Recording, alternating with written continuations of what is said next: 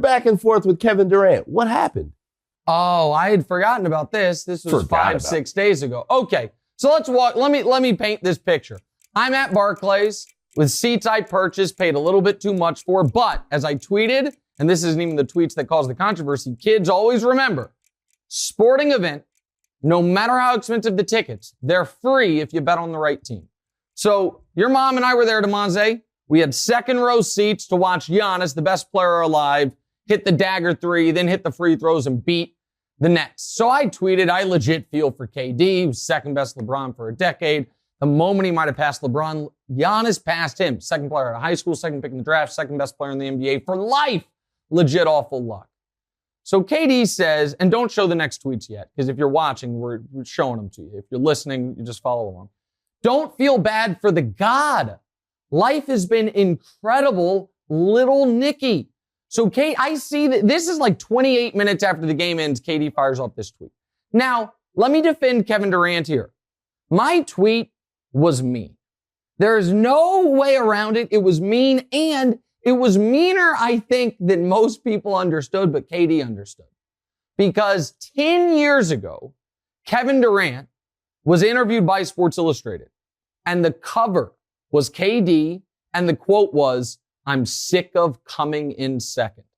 And he said, I was the second player out of high school. I was second pick of the draft. I was second in MVP voting, and he had just lost in the finals to LeBron.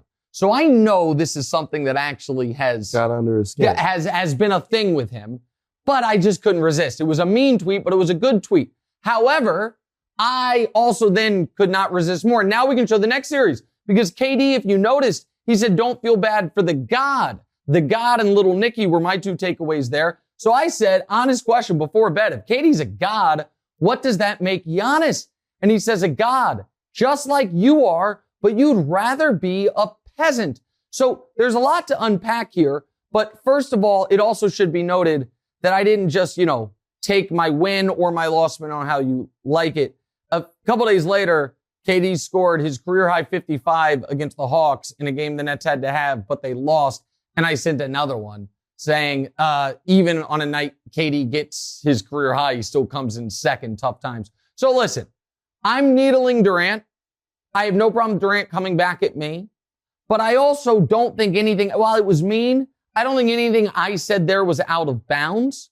I also think there is an interesting window into Durant on a number of levels. One is, it's less than 30 minutes removed from the end of a game that was a critical loss for them against the Bucks. And he's not only already on his phone, but I didn't even tag him in those tweets, and he doesn't follow me. So either it's been sent to him or he's searching or whatever, and he's already firing on Twitter. The other interesting part of it, and listen, I'm gonna hit the clock today. If you're watching, we only have 7 minutes left. For the first time, I'm actually gonna hit the clock, even though I'm going long in this first segment. I'm gonna start hitting the clock correctly, so I've got to go faster. But the other interesting part was, KD low-key complimented me there. Because he said, I could be a God, but I choose to be a peasant. Well, it's crazy. So, Mom was actually on his side. Oh, yeah. So pretty crazy to me. Yeah. So Demonze's correct about this. And I don't know if we have these tweets to show you, but when Demonze says mom, that's obviously his mom, my wife. She's sitting next to me in the car ride back from the stadium, sees my tweets and tweets, I'm not a part of this.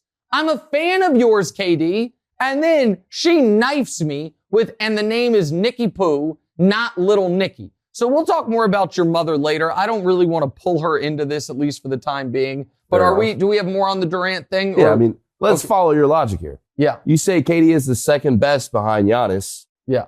That means you're saying he's better than LeBron. Okay. Be honest. When was the last time LeBron was better than KD? Because I feel like it was back when I was in high school. Oh, back when you were in high school? Hey, okay, man. Stop it. There has never been a moment prior to this year, maybe one could argue last year, but KD was banged up, that KD's been better than LeBron. The idea that KD was better than LeBron when they were in Golden State, I understand KD won those championships. Does anyone in the world think that if KD and LeBron switched places and KD was on those Cavs teams and LeBron was on the Warriors teams, those finals would have gone any different. No, the only difference would have been in 2018 when it was LeBron, Kevin Love half the time, and Jeff Green, no Kyrie. That if that was KD there in place of LeBron in 2018, there's no chance those Cavs team make the finals. But yes, right now KD is better than LeBron. Hey, thanks for watching. Hit the subscribe button to get more from the show and make sure to click the bell to get notified every time new content drops.